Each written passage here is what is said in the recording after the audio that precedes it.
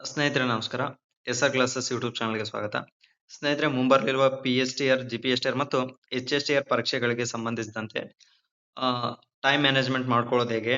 ಇನ್ನು guest teacher ಆಗಿ work ಮಾಡ್ತಾ ಅಥವಾ ಬೇರೆ ಬೇರೆ ಸೆಕ್ಟರ್‌ಗಳಲ್ಲಿ ಕೆಲಸ ಮಾಡ್ತಾ ನಾವು ಸ್ಟಡೀಸ್ ಕಡೆ ಯಾವ ರೀತಿ ಗಮನ ಕೊಡ್ಬಹುದು? ಈ ಟೈಮ್ ಟೇಬಲ್ ಫಾಲೋ ಅಪ್ ಮಾಡೋದ್ರಿಂದ ಸ್ಟಡೀಸ್‌ನ ನಾವು ಯಾವ ರೀತಿ ಒಂದು ಕಂಟಿನ್ಯೂಟಿ ಆಗಿ ಇಟ್ಕೋಬಹುದು ಅನ್ನೋದ್ರ ಬಗ್ಗೆ ಕೆಲವೊಂದು ವಿಷಯಗಳನ್ನ ಚರ್ಚೆ ಮಾಡ್ತಾ ಹೋಗ್ತೀನಿ. ಯಾರಿಗೆಲ್ಲ ಯಾರೆಲ್ಲ ಗೆಸ್ಟ್ ಟೀಚರ್ ಆಗಿ ವರ್ಕ್ ಮಾಡ್ತಾ ಇದ್ದೀರಾ? ಮತ್ತೆ ಯಾರೆಲ್ಲ ನೀವು ಪಾರ್ಟ್ ಟೈಮ್ ಬೇರೆ ಬೇರೆ ವರ್ಕ್ ಮಾಡ್ತಾ ಇದ್ರಲ್ಲ, ಅವರೆಲ್ಲ ಈ ಒಂದು ಟೈಮ್‌ನ ಫಾಲೋ ಮಾಡಿದ್ರೆ, ಟೈಮ್ ಟೇಬಲ್‌ನ ಫಾಲೋ ಅಪ್ ಮಾಡಿದ್ರೆ ಡೆಫಿನೈಟ್ಲಿ ಒಂದಿಷ್ಟು ಅನುಕೂಲ ಆಗ್ಬೋದು. ಅಂದ್ರೆ ನಿಮ್ಮ ಟೈಮ್‌ಗೆ ನೀವು ಸೆಟ್ ಆಗ್ಬೇಕಾಗತ್ತೆ. ಬಟ್ ಜಸ್ಟ್ ಒಂದು ವೇ ಅನ್ನು ನಾವು ತೋರಿಸ್ಕೊಡ್ಬೋದು. ಆ ರೀತಿ ನೀವು ಓದಿದ್ರೆ ಅನುಕೂಲ ಆಗ್ಬೋದು ಅನ್ನೋದು ನನ್ನ ಅಭಿಪ್ರಾಯ. ಸೊ ನೋಡಿ, ಇದು ಒಂದು ಬೆಸ್ಟ್ ಟೈಮ್ ಟೇಬಲ್ ಆಗ್ಬೋದು ಅಂತೇಳಿ ನನ್ಗನ್ಸುತ್ತೆ. ನಾನು ಜಸ್ಟ್ ಅವರ್ಸ್‌ನ ಸೆಟ್ ಮಾಡಿಕೊಡ್ತೀನಿ. ಬಟ್ ಸಬ್ಜೆಕ್ಟ್ ಯಾವ್ದು ಓದ್ಬೇಕು ಅನ್ನೋದು ನಿಮ್ಗಳಿಗೆ ಬಿಟ್ಟಿರೋದು. ಈಗ ಮುಂದೆ ನೋಡ್ತಾ ಹೋಗೋಣ. ಆ ಯಾವ ರೀತಿ ನಾವು ಓದ್ಬೋದು ಅಂತಂದು. ಫಸ್ಟ್ ನೀವು ಟೈಮ್ ಟೇಬಲ್ ಸೆಟ್ ಮಾಡೋಕ್ಕಿಂತ ಮುಂಚೆ ಒಂದು ಪ್ರಶ್ನೆ ನಿಮ್ಮಲ್ಲಿ ನೀವೇ ಮಾಡ್ಕೊಳ್ರಿ. 2026ರಲ್ಲಿ ನೀವು ಜಾಬ್ ಮಾಡ್ಕೊಳ್ಬೇಕಾ ಅಥವಾ ಬೇಡ? ಅದೊಂದು ಡಿಸೈಡ್ ಮಾಡ್ಕೊಳ್ರಿ. ಯಾಕಂತಂದ್ರೆ ಈ ಟೈಮ್ ಟೇಬಲ್ ಸ್ಟಾರ್ಟ್ ಆಗೋದೇ ಈ ಒಂದು ಕ್ವೆಷನ್ ಇಂದ. ಯಾಕಂತಂದ್ರೆ 2026ರಲ್ಲಿ ಯಾರು ಜಾಬ್ ಮಾಡ್ಕೋಬೇಕಂತ ಅನ್ಕೊಂತೀರಾ, ಅವ್ರು ಇದನ್ನ ಫಾಲೋ ಮಾಡ್ಬೋದು. ಇಲ್ಲ ಬೇಡ ಇನ್ನೊಂದು ಅಟೆಂಪ್ಟ್ ನೋಡೋಣ ಅನ್ನೋರು ಮತ್ತೆ ಇದನ್ನ ಇಗ್ನೋರ್ ಮಾಡ್ಬೋದು. ಯಾಕಂತಂದ್ರೆ ಈಗ ಇರೋ ಸಮಯ ಕೂಡ ಅಂಥದ್ದೇ.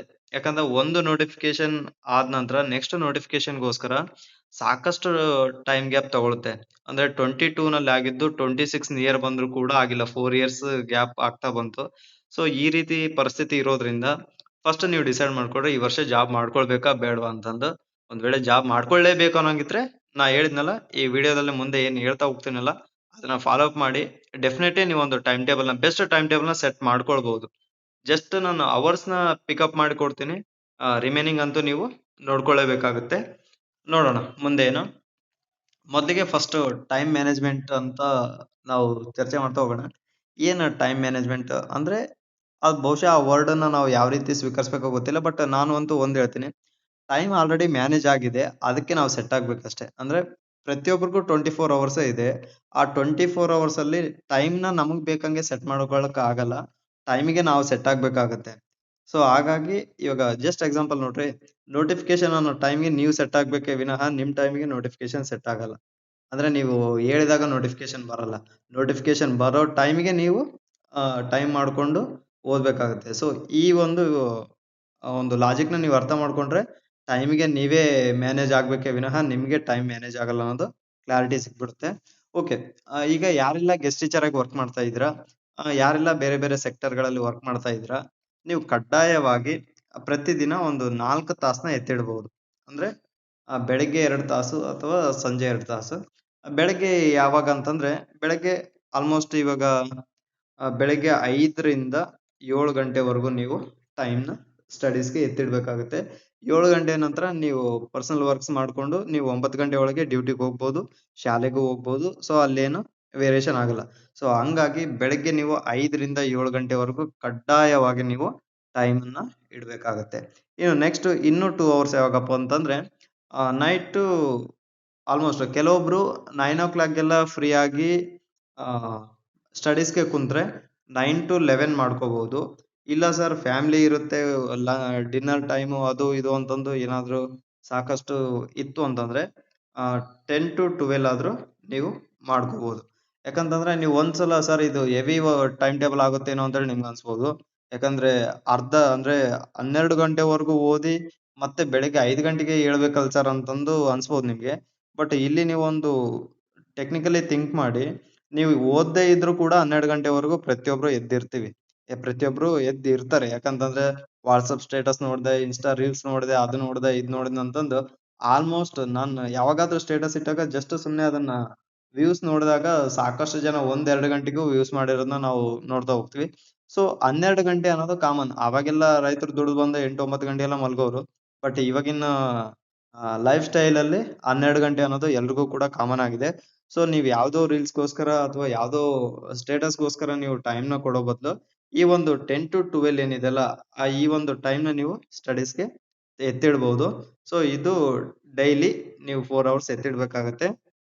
ಅದು ಯಾವಾಗಿಂದ ಯಾವಾಗ? Monday to Friday. ಯಾಕಂದ್ರೆ ಅದು ವರ್ಕಿಂಗ್ ಅವರ್ಸ್ ಆಗಿರುತ್ತೆ, ಫುಲ್ ಡೇ ವರ್ಕ್ ಇರುತ್ತೆ. ಸೊ ಹಾಗಾಗಿ ನೀವು Monday to Friday 4 hours time ಎತ್ತಿಡ್ಬೇಕು. ಅದಾದ ನಂತರ ಸಾಟರ್ಡೆ 6 ಅವರ್ಸ್ನ ನೀವು ಕೊಡ್ಬೇಕಾಗುತ್ತೆ. ಯಾಕೆ ಸರ್ ಇಲ್ಲಿ 2 ಅವರ್ಸ್ ಜಾಸ್ತಿ ಆಯ್ತು ಅಂತಂದ್ರೆ, ಸಾಟರ್ಡೆ ಹಾಫ್ ಡೇ ಇರುತ್ತೆ ಎಲ್ರಿಗೂ. ಹಾಫ್ ಡೇ ಶಾಲೆಯಿಂದ ಮನೆಗೆ ಬಂದ್ಮೇಲೆ ನೀವು ಅಲ್ಲಿ 2 ಅವರ್ಸ್ನು ಕೂಡ ಎಕ್ಸ್ಟ್ರಾ ಕೊಡ್ಬೇಕಾಗತ್ತೆ. ಯಾಕಂತಂದ್ರೆ ಇಲ್ಲಿ 2 ಅವರ್ಸ್ ಟೈಮ್ ಕೊಟ್ಟಾಗ ಮಾತ್ರ ಇಲ್ಲಿ ಏನು ಕಡಿಮೆ ಆಗಿದೆ ಅಲ್ಲ ಮಂಡೇ ಟು ಫ್ರೈಡೆ, ಅದು ಇಲ್ಲಿ ಪಿಕಪ್ ಆಗುತ್ತೆ ಸಿಲೆಬಸ್ ಏನಾದ್ರು ಪೆಂಡಿಂಗ್ ಇದ್ರೆ. ಇಲ್ಲಿ ಕೂಡ ನೀವು ಸಾಟರ್ಡೆ ಕೂಡ 4 ಅವರ್ಸ್ ಓದಿರ ಅಂತಂದ್ರೆ ನೀವು ಸಕ್ಸಸ್ ಆಗಲ್ಲ. ಜಸ್ಟ್ ಒಬ್ಬರು ಎಕ್ಸಾಂಪಲ್ ಕೊಡ್ತೀನಿ.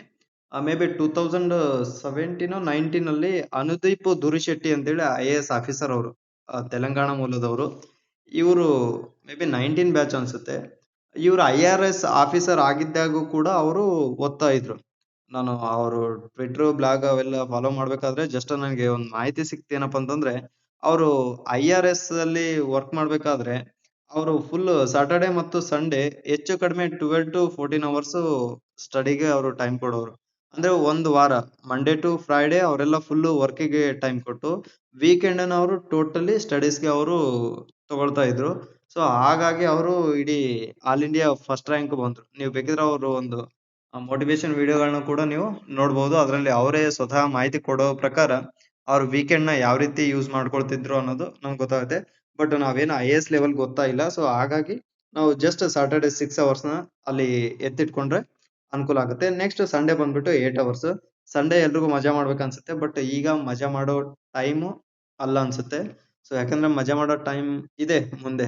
ಜಾಬ್ ಆದ್ರೆ ನಾ ಹೇಳಿದ್ನಲ್ಲ ಫಸ್ಟ್‌ಗೆ 26 ಅಲ್ಲಿ ಜಾಬ್ ಮಾಡ್ಕೋಬೇಕಂತಂದ್ರೆ ಸ್ವಲ್ಪನ್ನ ಸ್ಯಾಕ್ರಿಫೈಸ್ ಮಾಡ್ಬೇಕು. ಸ್ಯಾಕ್ರಿಫೈಸ್ ಮಾಡ್ಬೇಕಂತ ಅಂದಾಗ ಎಲ್ರನ್ನು ಫ್ರೆಂಡ್ಸ್‌ನು ಅವ್ರನ್ನು ಇವ್ರನ್ನು ಎಲ್ಲ ಸ್ಯಾಕ್ರಿಫೈಸ್ ಮಾಡ್ಲೇಬೇಕು ಅಂತಂದು ಹೇಳ್ತಾ ಇಲ್ಲ. ಬಟ್ ಎಲ್ಲದ್ರ ಜೊತೆನೂ ಇದು ಇರ್ಬೇಕು. ನೀವು 24 ತಾಸಲ್ಲಿ 8 ತಾಸು ಕಳೆಯೋದ್ರಲ್ಲಿ ನೀವು ಎಲ್ರನ್ನೂ ಸ್ಯಾಕ್ರಿಫೈಸ್ ಹೆಂಗ್ ಮಾಡ್ಕೊಳಕ್ ಸಾಧ್ಯ ಆಗುತ್ತೆ ಹೇಳ್ರಿ? ಸೊ ಸುಮ್ನೆ ನೆಪಗಳಷ್ಟೇ. ಸೊ ಅವೆಲ್ಲ ಬಿಡೋಣ. ಅಲ್ಲಿನೂ ಈಕ್ವಲ್ ಕೊಡೋಣ. ಯಾಕಂದ್ರೆ ರಿಲೇಶನ್‌ಶಿಪ್ಪು, ಬಾಂಡಿಂಗು ಅನ್ನೋವು ಎಷ್ಟು ಮುಂದೆ ಹೆಲ್ಪ್ ಆಗುತ್ತೆ ಅಂತಂದು ಸ್ವಯಂ ಅನುಭವದಿಂದ ಹೇಳ್ತಾ ಇದ್ದೀನಿ ನಾನು. ಯಾಕಂತಂದ್ರೆ ನೀವು ಓದೋ ಟೈಮಲ್ಲಿ ಮೋಟಿವೇಶನ್‌ನ ಕಳ್ಕೊಂಡ್ರ, ಓದೋ ಟೈಮಲ್ಲಿ ನಿಮ್ಗೆ ಏನೋ ಫೀಲಿಂಗ್ಸ್‌ನ ಶೇರ್ ಮಾಡ್ಕೋಬೇಕು ಅನ್ಸಿತಾ, ನಿಮ್ಮ ಅವಶ್ಯಕತೆಗೆ ಅವ್ರು ಯಾಕೆ ಮಾತಾಡ್ಬೇಕು ಹೇಳ್ರಿ? ನೀವೇ ಅವ್ರಿಗೆ ಟೈಮ್ ಕೊಟ್ಟಿಲ್ಲ ಅಂತಂದಾಗ ಅವ್ರು ಯಾಕೆ ನಿಮ್ಗೆ ಮಾತಾಡಕ್ ಹೋಗ್ತಾರೆ? ಸೊ ಹಾಗಾಗಿ ಈ ಒಂದು ಸ್ಟಡೀಸ್ ವೇನಲ್ಲಿ ಈ ಫ್ರೆಂಡ್ಶಿಪ್ ಆಗಿರ್ಬೋದು ಅಥವಾ ಬಾಂಡಿಂಗ್ಸ್ ಆಗಿರ್ಬೋದು, ಅವು ಬಹಳಷ್ಟು ಹೆಲ್ಪ್ ಮಾಡ್ತವೆ. ನೀವು ಕುಗ್ಗಿದಾಗ ನಿಮ್ಗೆ ಪ್ರೋತ್ಸಾಹ ನೀಡ್ತವೆ. ನೀವು ಗೆದ್ದು ಸಂಭ್ರಮಿಸ್ಬೇಕಾದ್ರೆ ಅವರು ಕೂಡ ನಿಮ್ ಜೊತೆ ಶೇರ್ ಆಗ್ತಾರೆ.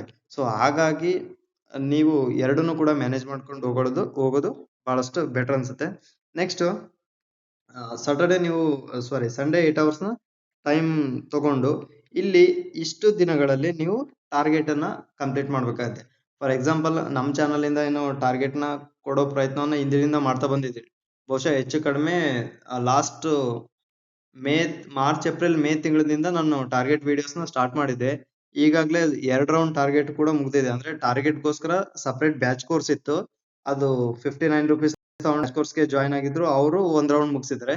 ಇನ್ನು ನಾರ್ಮಲ್ ಆಗಿ ಟಾರ್ಗೆಟ್ ಯೂಟ್ಯೂಬ್ ಅಲ್ಲಿ ಬಿಟ್ಟಾಗ ಅಲ್ಲಿ ಕೂಡ ಸಾಕಷ್ಟು ಜನ 7 ವಾರಗಳ ಟಾರ್ಗೆಟ್ ಅನ್ನ ಅಂದ್ರೆ ಸಿಲೆಬಸ್‌ನ 1 ರೌಂಡ್ ಮುಗಿಸಿದ್ದಾರೆ. ಈಗೇನಾದ್ರೂ ಅವರು ಪುನಃ ಈ ಟಾರ್ಗೆಟ್ ಅನ್ನ ನೋಡಿದ್ರೆ ಅಂದ್ರೆ ಅವರು 3rd ರೌಂಡ್ ಆಗುತ್ತೆ. ಸೊ ಈ ರೀತಿ ಟಾರ್ಗೆಟ್ ವಿಡಿಯೋಗಳನ್ನ ನೀವು ಮುಗಿಸ್ಲೇಬೇಕಾಗುತ್ತೆ. ಇನ್ನು ಒಂದು ಇಲ್ಲಿ ಕಂಡೀಷನ್ ಏನಪ್ಪಾ ಅಂತಂದ್ರೆ, ಟಾರ್ಗೆಟ್ ವಿಡಿಯೋ ಫಾಲೋ ಮಾಡಂತ ಹೇಳಿದ್ದೀನಲ್ಲ, ಇದು ಜಸ್ಟ್ ಕಂಪಲ್ಸರಿ. ನಾವು ಕೊಡೋ ಟಾರ್ಗೆಟ್‌ನೇ ಫಾಲೋ ಮಾಡಿ ಅಂತ ಹೇಳ್ತಾ ಇಲ್ಲ. ನಿಮ್ಗೆ ಯಾವ್ದು ಸೆಟ್ ಆಗುತ್ತೆ ಅದನ್ನ ನೀವು ಸೆಟ್ ಮಾಡ್ಕೊಂಡು, ಅಂದ್ರೆ ಫಸ್ಟ್ ಒಂದು ವೀಕಲ್ಲಿ ನಾನು 50 ಲೆಸನ್ಸ್ ಮುಗಿಸ್ಬೇಕಾ ಅಂತೇಳಿ ನೀವು ಡಿಸೈಡ್ ಮಾಡ್ಕೊಳ್ರಿ. ಆ 50 ಲೆಸನ್ಸ್‌ನ ಮುಗಿಸ್ಬೇಕಾದ್ರೆ ಪರ್ ಡೇ ಎಷ್ಟು ಲೆಸನ್ಸ್ ಬರುತ್ತೆ? 4 ಅವರ್ಸ್ ಇದ್ದಾಗ ಎಷ್ಟು ಲೆಸನ್‌ನ ಡಿವೈಡ್ ಮಾಡ್ಕೋಬೇಕು? 6 ಅವರ್ಸ್ ಇದ್ದಾಗ ಎಷ್ಟು ಲೆಸನ್ಸ್‌ನ ಡಿವೈಡ್ ಮಾಡ್ಕೋಬೇಕು? ಇನ್ನು 8 ಅವರ್ಸ್ ಇದ್ದಾಗ ಎಷ್ಟು ಲೆಸನ್ಸ್‌ನ ಡಿವೈಡ್ ಮಾಡ್ಕೊಂಡ್ರೆ ನಾವು ಕವರ್ ಮಾಡ್ಕೊಳ್ಬಹುದು. ಸೊ ಈ ರೀತಿ ನೀವು 1 ವೀಕ್ ಟಾರ್ಗೆಟ್‌ನ ನೀವು ಡಿವೈಡ್ ಮಾಡ್ಕೊಂಡಿದ್ರ ಅಂತಂದ್ರೆ, ಅದು ಪರ್ ಡೇ ಟಾರ್ಗೆಟ್ ಆಗಿ ನೀವು ಡಿವೈಡ್ ಮಾಡ್ಕೊಳ್ತಾ ಹೋಗ್ತೀರಿ. ಸೊ ಇಲ್ಲಿ ನಿಮ್ಗೆ ಸಾಕಷ್ಟು ಹೆಲ್ಪ್‌ಫುಲ್ ಆಗುತ್ತೆ ಇದು ಕ್ಲಿಯರ್ ಮಾಡ್ಕೊಳ್ಳಕ್ಕೆ. ಇನ್ನು ಸಾಧ್ಯ ಆದ್ರೆ ಅನ್ನೋಕ್ಕಿಂತ ಕಂಪಲ್ಸರಿ ನೀವು ಟೆಸ್ಟ್‌ಗಳನ್ನ ಅಟೆಂಡ್ ಮಾಡಿ. ಯಾಕಂತಂದ್ರೆ ನೀವು ಎಕ್ಸಾಮ್ ನೋಟಿಫಿಕೇಶನ್ ಒಳಗೆ ಹೆಚ್ಚು ಕಡಿಮೆ 10 ಮಿನಿಮಮ್ 10 ಟೆಸ್ಟ್‌ಗಳನ್ನ ಅಟೆಂಡ್ ಮಾಡಿದಿರ ಅಂತಂದ್ರೆ, ನೀವು ಬೇರೆ ಎಲ್ಲೇ ಹೋದ್ರು ಕೂಡ ನಾನು ಲಾಸ್ಟ್ TET ಎಕ್ಸಾಮ್ ಬಿಫೋರ್ ಧಾರವಾಡದಲ್ಲಿ ನೋಡಿದಾಗ ಕ್ಲಾಸಿಕ್ ಒಂದು ಎಕ್ಸಾಮ್‌ಗೆ ₹100 ಇಟ್ಟಿದ್ರು. ಕ್ಲಾಸಿಕ್ ಇನ್ಸ್ಟಿಟ್ಯೂಷನ್ ಅಲ್ಲಿ. ಸೊ ಈ ರೀತಿ ಡಿಮ್ಯಾಂಡ್ಸ್ ಇರುತ್ತೆ. ಸೊ ಹಾಗಾಗಿ ಅದು ಏನಿದೆ ಅದು ಬಿಟ್ಬಿಡೋಣ. ಬಟ್ ಹೆಚ್ಚು ಕಡಿಮೆ ನಮ್ಮ ಚಾನಲ್ ಅಲ್ಲಿ ಒಂದು ಟೆಸ್ಟ್ ನ ₹25 ಆನ್ಲೈನ್ ಟೆಸ್ಟ್ ನ ನಡೆಸ್ತಾ ಇದೀವಿ. ವಿತ್ ಕೀ ಆನ್ಸರ್ಸ್ ಕೂಡ ಕೊಡ್ತಾ ಹೋಗ್ತಾ ಇದೀವಿ. ಸೊ ಈಗಾಗ್ಲೇ ಆಲ್ರೆಡಿ ಬ್ಯಾಚ್ ರನ್ನಿಂಗ್ ಅಲ್ಲಿ ಇದಾವೆ. GPSTR, HSTR ಬ್ಯಾಚು ಇದೆ. ವಿತ್ PST ಬ್ಯಾಚ್ ಕೂಡ ಸಪರೇಟ್ ಇದೆ. ನೀವು ಹಾಗೇನಾದ್ರೂ ಟೆಸ್ಟ್‌ಗೆ ಜಾಯಿನ್ ಆಗ್ಬೇಕು ಅನ್ನಂಗಿದ್ರೆ ನಾಳೆ ಅಂದ್ರೆ ಇವತ್ತು 22 ಅಲ್ಲ, ಇನ್ನೊಂದು 2 ಡೇಸ್ ಬಿಟ್ಟು 25ಗೆ ಅಕ್ಟೋಬರ್ ಮಂತ್, ಆಕ್ಚುಲಿ ಅಕ್ಟೋಬರ್ ಅಲ್ಲಿ ತಗೋಬೇಕಾಗಿರೋ ಟೆಸ್ಟ್ ಈಗ ಡಿಸೆಂಬರ್ 25ಗೆ ತಗೊಳ್ತಾ ಇದೀವಿ. ಸೊ ಅದಕ್ಕೆ ಯಾರಾದ್ರೂ ಜಾಯಿನ್ ಆಗ್ಬೇಕನ್ನೋರು ಇದ್ರೆ ಜಾಯಿನ್ ಆಗ್ಬಹುದು. ಅಲ್ಲಿ ಇನ್ನೂ 2 ಟೆಸ್ಟ್ ಇದಾವೆ. 2 ಟೆಸ್ಟ್‌ಗೆ ನೀವು ಜಾಯಿನ್ ಆಗ್ಬಹುದು. ನೆಕ್ಸ್ಟ್ ಡಿಸೆಂಬರ್ 30ಗೆ GPSTR ಮತ್ತು HSTR ಗೆ ಸಂಬಂಧಪಟ್ಟಂಗೆ ಇನ್ನೊಂದು ಟೆಸ್ಟ್ ನಡೆಯುತ್ತೆ. ನೀವು ಅದಕ್ಕೂ ಕೂಡ ಜಾಯಿನ್ ಆಗ್ಬಹುದು. ನೀವೇನಾದ್ರೂ ಈ ಟೆಸ್ಟ್‌ಗಳಿಗೆ ಸಪರೇಟ್ ಆಗಿ ಜಾಯಿನ್ ಆಗ್ಬೇಕು ಅಂತಂದ್ರೆ ಈ ಕೆಳಗಿನ ನಂಬರ್‌ಗೆ 8123770811 ಅಥವಾ 7676464251 ಈ ನಂಬರ್‌ಗಳಿಗೆ ಮೆಸೇಜ್ ಮಾಡೋದ್ರ ಮೂಲಕ ನೀವು ಮಾಹಿತಿಯನ್ನ ಪಡಿಬಹುದು. ನೀವು ಎಷ್ಟು ಟೆಸ್ಟ್‌ಗಳನ್ನ ಅಟೆಂಡ್ ಮಾಡ್ತೀರಾ ನಿಮ್ಗೆ ಅಷ್ಟು ಹೆಲ್ಪ್‌ಫುಲ್ ಆಗ್ಬಹುದು. ನನ್ನ ಒಂದು ಸಜೆಷನ್ ಏನಂತಂದ್ರೆ ನೀವು ನಮ್ಮಲ್ಲೇ ಅಟೆಂಡ್ ಮಾಡಿ ಅಂತ ಹೇಳ್ತಾ ಇಲ್ಲ, ಬೇರೆ ಎಲ್ಲಿಯಾದ್ರೂ ಅಟೆಂಡ್ ಮಾಡಿ. ಮಿನಿಮಮ್ ನೋಟಿಫಿಕೇಶನ್ ಒಳಗೆ 10 ಮಾರ್ಕ್ ಟೆಸ್ಟ್‌ಗಳನ್ನ ಅಟೆಂಡ್ ಮಾಡಿದ್ರಂತಂದ್ರೆ ನಿಮ್ಮ ಒಂದು ಸ್ಟ್ರಾಟಜಿ ಗೊತ್ತಾಗುತ್ತೆ. ಇನ್ನೂ ಒಂದು ಕ್ಲಾರಿಟಿ ಕೊಡೋದೇನಪ್ಪಾ ಅಂತಂದ್ರೆ ಇಲ್ಲಿ ಟೆಸ್ಟ್ ಅಲ್ಲಿ ಬಂದಿರೋ ಪ್ರಶ್ನೆಗಳೇ ಅಲ್ಲಿ ಬರುತ್ತಂತ ಹೇಳಲ್ಲ. ಬಟ್ ಇಲ್ಲಿ ಬರೋ ಕಾನ್ಸೆಪ್ಟ್‌ಗಳು ಅಲ್ಲಿ ಬರಬಹುದು. ಇನ್ನು ಅದಕ್ಕಿಂತ ಹೆಚ್ಚಾಗಿ ನೀವು ಏನು ಓದಿದ್ರ ಏನು ಓದಿಲ್ಲ ಅನ್ನೋದು ಇಲ್ಲಿ ನಿಮ್ಗೆ ಗೊತ್ತಾಗ್ತಾ ಬರುತ್ತೆ. ಯಾಕಂತಂದ್ರೆ ನಾವು ಕೊಡೋ ಪ್ರಶ್ನೆಗಳೆಲ್ಲ ಎಕ್ಸಾಮ್‌ಗೆ ಬರಂಗಿದ್ರೆ ನಾವು ಕ್ವೆಶ್ಚನ್ ಪೇಪರ್ ನಾವೇ ಸೆಟ್ ಮಾಡ್ತಿದ್ವಿ, ನಮ್ಮನ್ನೇ ಕರೆಸ್ತಾ ಇದ್ರು. ಸೊ ಅಷ್ಟು ಕಾನ್ಫಿಡೆನ್ಸ್ ಇಂದ ನಾನು ಹೇಳ್ತಾ ಇಲ್ಲ. ಜಸ್ಟ್ ನಿಮ್ಮ ಸ್ಟಡೀಸ್ ಯಾವ ಲೆವೆಲ್‌ಗಿದೆ ಅಂತೇಳಿ ನೀವು ನೋಡ್ಕೊಳ್ಳಿಕ್ಕೆ ಈ ಟೆಸ್ಟ್‌ಗಳನ್ನ ಅಟೆಂಡ್ ಮಾಡ್ಬಹುದೇ ವಿನಃ ಇಲ್ಲಿ ಬಂದಿರೋ ಕ್ವೆಶ್ಚನ್ಸ್ 100% ಅಲ್ಲಿ ಬರುತ್ತೆ ಅಂತೇಳಿ ನಾನು ದಾರಿ ತಪ್ಸಲ್ಲ ನಿಮ್ಗೆ. ಓಕೆನಾ? ಸೊ ಇರೋ ಫ್ಯಾಕ್ಟ್ ಅನ್ನ ಹೇಳ್ತಾ ಇದ್ದೀನಿ. ನಿಮ್ಮ ಸ್ಟಡೀಸ್ ಚೆಕ್ ಮಾಡ್ಕೊಳ್ಳಿಕ್ಕೆ ಅಂದ್ರೆ ನಿಮ್ಮ ಸ್ಟಡಿ ಲೆವೆಲ್ ಚೆಕ್ ಮಾಡ್ಕೊಳ್ಳಿಕ್ಕೆ ಹೆಲ್ಪ್‌ಫುಲ್ ಆಗ್ಬಹುದೇ ವಿನಃ ಬಟ್ ಇಲ್ಲಿ ಬರೋ ಕ್ವೆಶ್ಚನ್ಸೇ 100% ಅಲ್ಲಿ ಬರುತ್ತೆ ಅಂತಂದು ಹೇಳಲ್ಲ. ಬರ್ಬೋದು ಮಿನಿಮಮ್ 25-30% ಆ ಕಾನ್ಸೆಪ್ಟ್ ಅಲ್ಲಿ ಬರೋ ಸಾಧ್ಯತೆ ಇರುತ್ತೆ. ಓಕೆನಾ? ಇಷ್ಟು ಮಾತ್ರ ನಾ ಹೇಳ್ಬಲ್ಲೆ. ಇನ್ನು ಟಾರ್ಗೆಟ್ ವಿಡಿಯೋಸ್ ಬಂದ್ಬಿಟ್ಟು ಈಗ ಟೆಸ್ಟ್ 25ಗೆ ಟೆಸ್ಟ್ ನಡೀತಾ ಇರೋದ್ರಿಂದ ಅವ್ರಿಗೆ ತೊಂದ್ರೆ ಆಗುತ್ತೆ ಅನ್ನೋ ಒಂದು ಕಾರಣಕ್ಕೆ ಆಕ್ಚುಲಿ ನಾನು ಇವತ್ತು ಟಾರ್ಗೆಟ್ ಕೊಡ್ತೀನಿ ಅಂತ ಹೇಳಿದ್ದೆ. ಬಟ್ ಇವ್ರಿಗೆ ತೊಂದ್ರೆ ಆಗುತ್ತೆ. ಅವರು ಕೂಡ ಟಾರ್ಗೆಟ್‌ನ ಕೇಳ್ತಾ ಇದಾರೆ. ಸೊ ಹಾಗಾಗಿ 25ಗೆ ಟೆಸ್ಟ್ ಇರೋದ್ರಿಂದ ಅವ್ರು ಮಾರ್ನಿಂಗ್ ಅಲ್ಲೇ ಟೆಸ್ಟ್ ಮುಗಿಸ್ತಾರೆ. ನಾನು 25ಗೆ ನಾನು ಟಾರ್ಗೆಟ್ ವಿಡಿಯೋನ ಕೊಡ್ತಾ ಹೋಗ್ತೀನಿ. 25 ಇಂದಾನೆ ಸ್ಟಾರ್ಟ್ ಆಗ್ತಾ ಹೋಗುತ್ತೆ. ಇನ್ನು 30ಗೂ ಕೂಡ ಟೆಸ್ಟ್ ಇದೆ. ಅವ್ರಿಗೆ ಇನ್ನು 5 ಡೇಸ್ ಟೈಮ್ ಇರೋದ್ರಿಂದ ಅವರು ಟೆಸ್ಟ್ ವಿತ್ ಸಿಲೆಬಸ್‌ನ ಅವರು ಕವರ್ ಮಾಡ್ಕೊಳ್ತಾ ಹೋಗ್ತಾರೆ. ಸೊ ಹಾಗಾಗಿ ನೀವು ಯಾರಾದ್ರೂ ಟೆಸ್ಟ್‌ಗೆ ಜಾಯಿನ್ ಆಗ್ಬೇಕು ಅನ್ನಂಗಿದ್ರೆ ಈ 2 ನಂಬರ್‌ಗಳಿಗೆ ಕಾಂಟ್ಯಾಕ್ಟ್ ಮಾಡಿ ನೀವು ಜಾಯಿನ್ ಆಗ್ಬಹುದು. ಅದ್ರ ಜೊತೆಗೆ ನಿಮ್ಗೇನಾದ್ರೂ ಡೌಟ್ಸ್ ಇದ್ರೆ ಕಾಮೆಂಟ್ ಸೆಕ್ಷನ್ ಅಲ್ಲಿ ಕೇಳ್ಬೋದು. ಫ್ರೀ ಇದ್ದಾಗ ನಾವು ಡೆಫಿನೆಟ್ಲಿ ಆನ್ಸರ್ಸ್ ಕೊಡ್ತಾ ಹೋಗ್ತೀವಿ. ಇನ್ನು ಇಷ್ಟ ಆಯ್ತು. ಅದಾದ ನಂತರ ಟಾರ್ಗೆಟ್ ವಿಡಿಯೋದು ಕೂಡ ಕ್ಲಿಯರ್ ಆಯ್ತು. ಜಸ್ಟ್ ಒಂದ್ ಹೇಳೋದೇನಂತಂದ್ರೆ ನಾ ಆಗ್ಲೇ ಹೇಳಿದ್ನಲ್ಲ, ನೀವು ಫಸ್ಟ್ ಇದನ್ನ ಎಲ್ಲಾದ್ರೂ ಒಂದ್ ಕಡೆ ಬರೀರಿ. 2026ರಲ್ಲಿ ನಾನ್ ಜಾಬ್ ಮಾಡ್ಕೊಳ್ಬೇಕಾ ಬೇಡ ಅನ್ನೋದನ್ನ ಡಿಸೈಡ್ ಮಾಡ್ಕೊಳ್ರಿ.